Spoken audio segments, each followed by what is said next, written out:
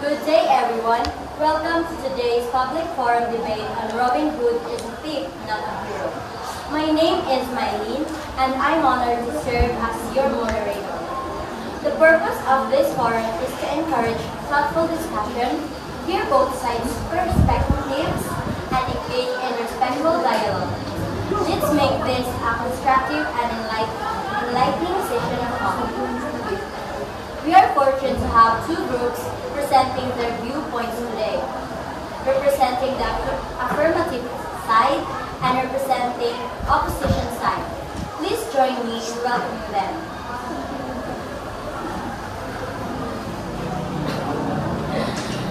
Before we begin, let me explain the structure of today's debate.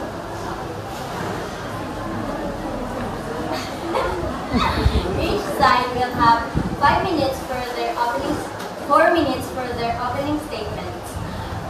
Crossfire between Speaker 1 of both sides for 3 minutes, crossfire of Speaker 2 of both sides for 4 minutes, and crossfire of Speaker 3 of both sides for 3 minutes, where each side will respond to the arguments of the other side.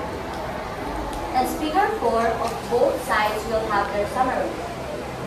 The grand crossfire where all speakers of both sides can respond to the argument of the other side. Lastly, both Speaker 5 of both sides will have the final focus. Both speakers have to convince the judge why their side should win the debate. Each team may use up to 5 minutes per time.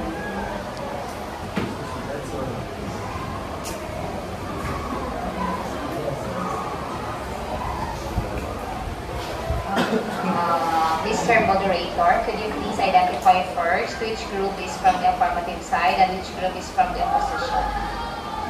Which group is from the affirmative side? This is the affirmative side. Uy, dili, bali. Yeah, ganun din. This is the affirmative side and this is the opposition side. Okay, so Madre Dano's group is the affirmative side. And then we have the group of Avalia, the opposition. Okay, so Speaker 1, who will be the Speaker 1 of both sides? Naka-arrange na?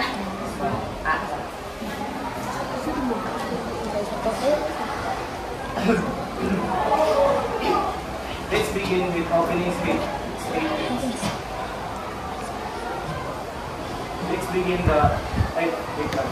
Let's begin with opening statements. Opposition side, Speaker 1, the Floor is yours. Affirmative. Opposition? Is it the opposition? Okay. Mr. Moderator, why is it confused ka? Okay. You wait for the bell. You ring the bell once para aware sila mag-start. Agree, lugar sila. Sa green. I am like a Walden from the opposition side. Robin Hood is a thief, not a hero.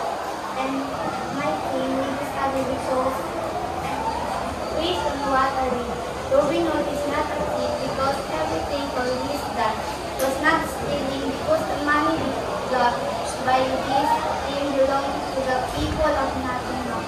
Robin Hood had intention they want to give the people of Nottingham a justice and equality. Then he wanted to help other people, that's why he used to rob the royal carriage, and then they distribute the stolen gold back to the poor and needy people. Robin Hood action and guiding by a strong sense of justice and compassion. He believed that his wealth was ill-gotten and that the poor were being injustice because the people of Nottingham believed that with every injustice a hero was born. Okay, you bell it thrice. Kisa man ang bell. thank you, like now we'll hear from the opposition. What's not the stop now? 3 bells, ha? You also have 4 minutes. You may start. Signal the... Good afternoon, everyone. My name is Marilyn Madjana. first speaker of the affirmative side. Robin Hood is a thief, not a hero. Robin Hood, by his every action, is undeniably a thief because he steals from the rich people, a practice that is inherently illegal and goes against the societal law, and that makes him an outlaw, a criminal in the eyes of the law. Thank you, Marty. Now we'll hear from the speaker one of the opposition sides. Pag-bill, yan siya.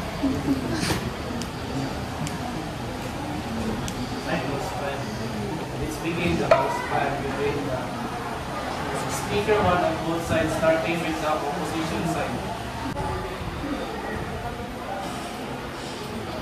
Both parties should have prepared the questions.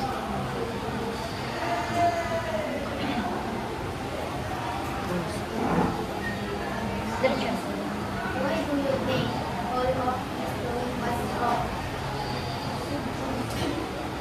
Why do you think all of his doing was wrong? All his stealing. Ang tanan niya nga pagpangawat is wrong. Is that the question? Kana ang question? Okay, so their question goes like, ngano nakaingon mo nga ngayang pagpangawat tanan is sayo in vernacular. You answer that?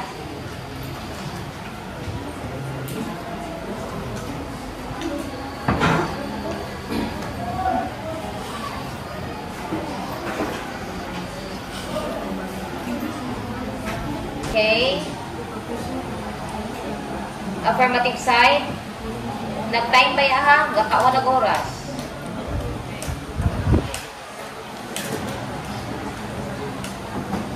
Because stealing is against the law. And then he violates the human societal law. Okay, do you have questions to raise? Affirmative side.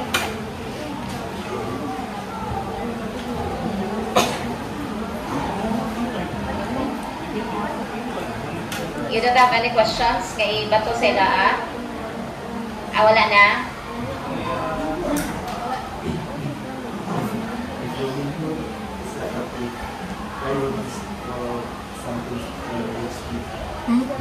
Again, please louder your voice, Mr. Speaker.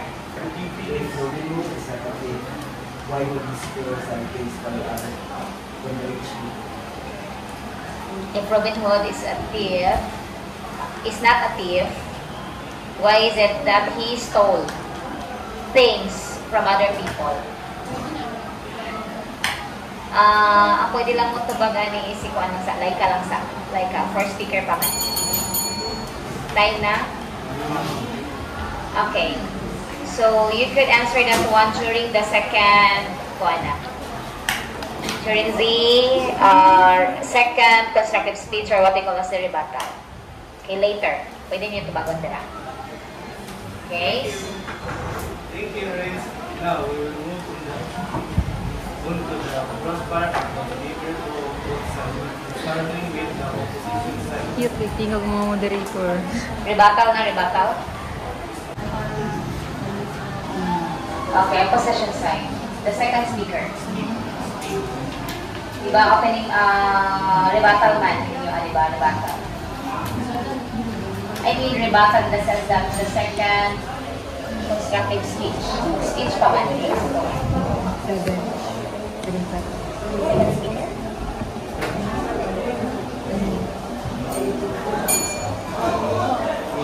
Okay. Kumbaga, if you have additional information, mo na siyang time nga imong i-utter diri sa tuwa.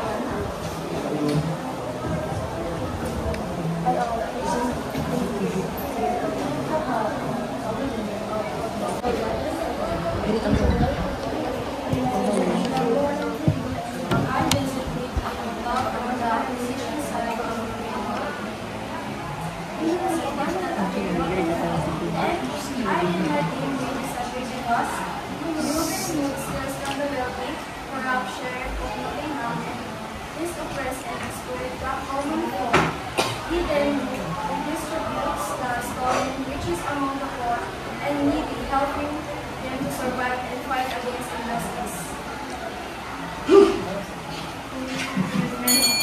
Okay, second speaker.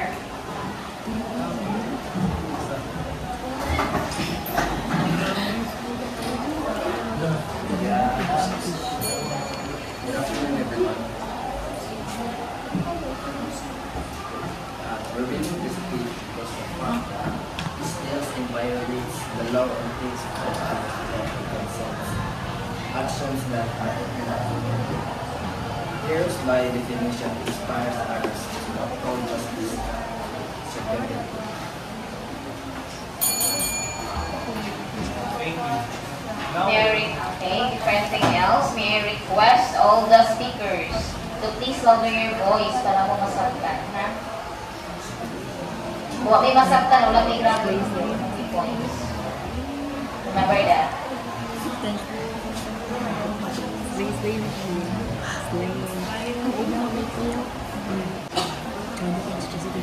thank you.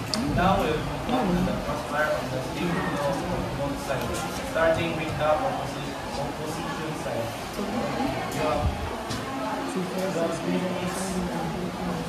Each group. Yung question, then And what you said, stealing was wrong.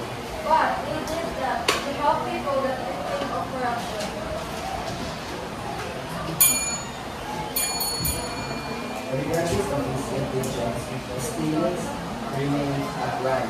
By engaging in such actions, he demonstrates a disregard for the role of law. don't you have follow-up questions? Wala? Wala na time? Wala na time? Oh. You ask question, ang answer mo na lang si Kwanda. Dapat may time. I'll give you the chance to ask question. Ganun yung pag-maghingo sa question. Dapat na ano yung nangaka-prepare ng question daan. Kaya para i-connect na lang tayo. Okay, sige.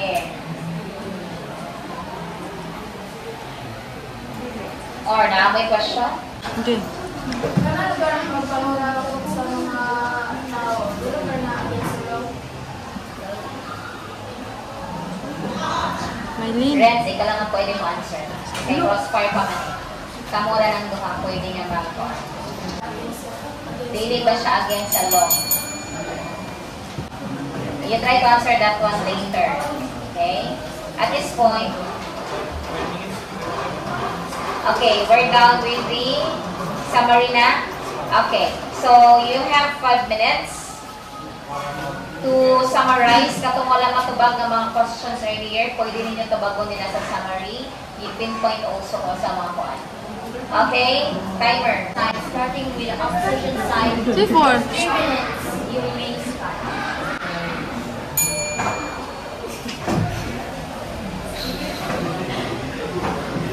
Okay, so who is the summary?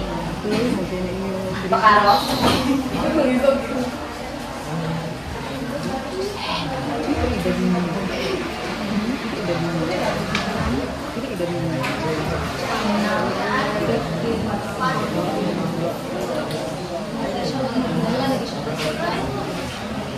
Ako na nag-transfer.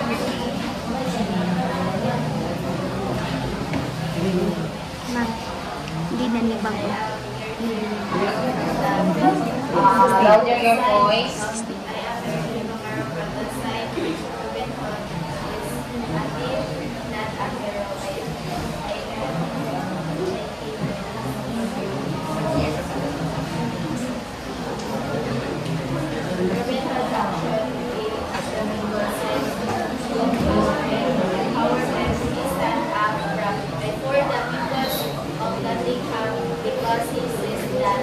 That people suffering because of the poor community of the high people that's why he helps these people and he uses his skill as an archer and his son Hanmi to outsmart the king and his men. Look, in making back what he believes is right. There's that why he provides a shelter, food, people of Latin America. That's why people of Latin believes that Robin Hood is not active, otherwise he is kind of hero of the Latin. Robin Hood is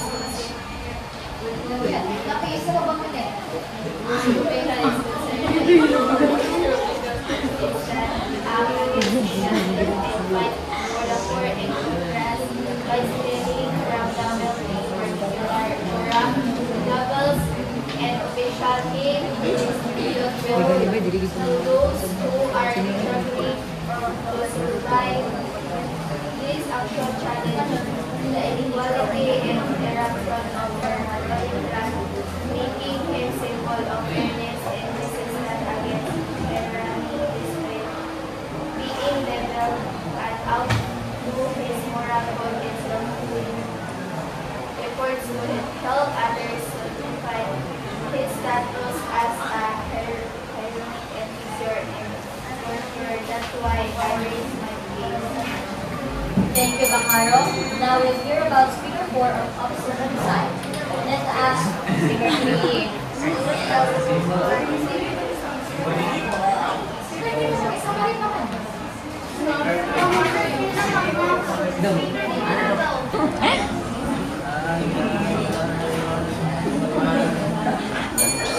Everybody silence. Finding his own belief over society rules. Robin Hood pleased himself about the law more commonly associated with Rowan's challenge. Now, the last crossfire, the grand crossfire, where all speakers are allowed to respond of the other side's argument. Starting with the opposition side, you have 3 minutes. You may start. Excuse me, Madam Chair. I'm Madam Moderator. The 3 minutes is good to all na, ha? Let me remind you, tanan na siya. Hindi kay 3 minutes, 3 minutes. Tanan na na. 3 minutes. Okay, so the question will be raised first by the Dili Magsugod. Ang kanadayan ko Do you think that that kind of help miracles in the house?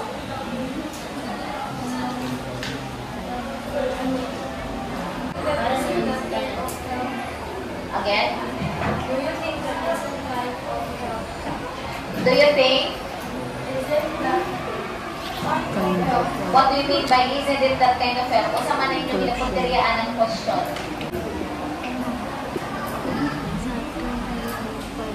What do you mean by isn't it? Do you think isn't it that kind of help? O sa man nga that kind of help inipasabot ana?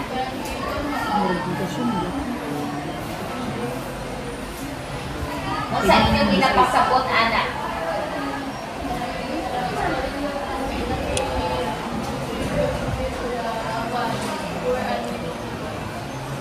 So you're asking them nga? Thank you, and lastly, the final focus of Speaker 4, both side debaters cannot bring up new arguments. Now let's begin, starting with the opposite side speaker, Speaker 4. You may now Focus start. kay convince na. Fifth speaker. Fifth speaker. Say na fifth speaker. Final focus. Final focus. Side. You have 3 minutes.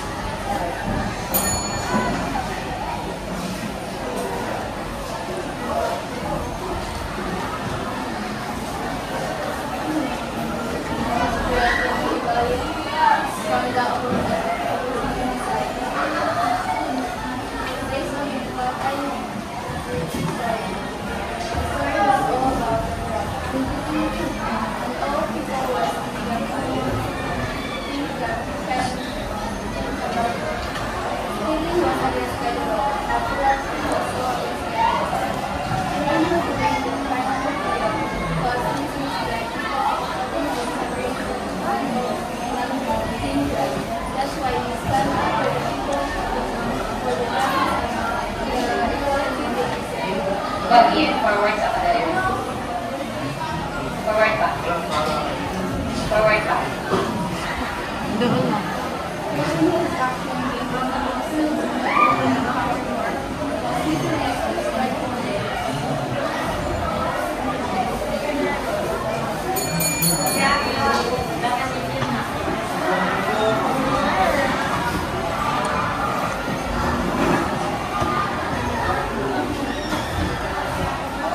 Dire na, ganyo. Dire ka, anong ganyo. Kusog na kita yung doon.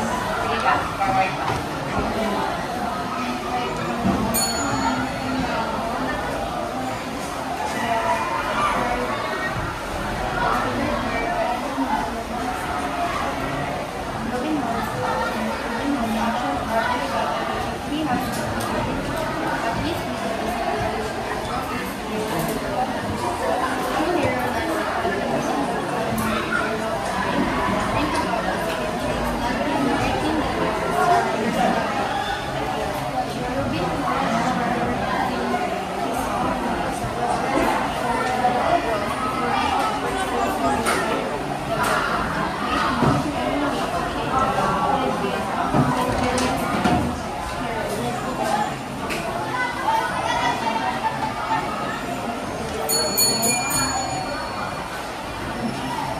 Thank you, Speaker 4 of both sides, ladies and gentlemen, judges, debaters, and audience.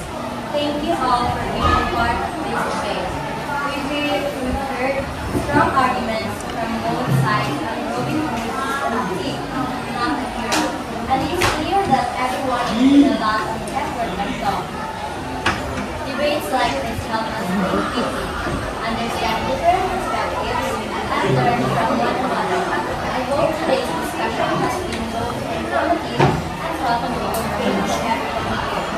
Thank you to the debaters for your hard work, to the judges for your personal attention, and to the audience for your support.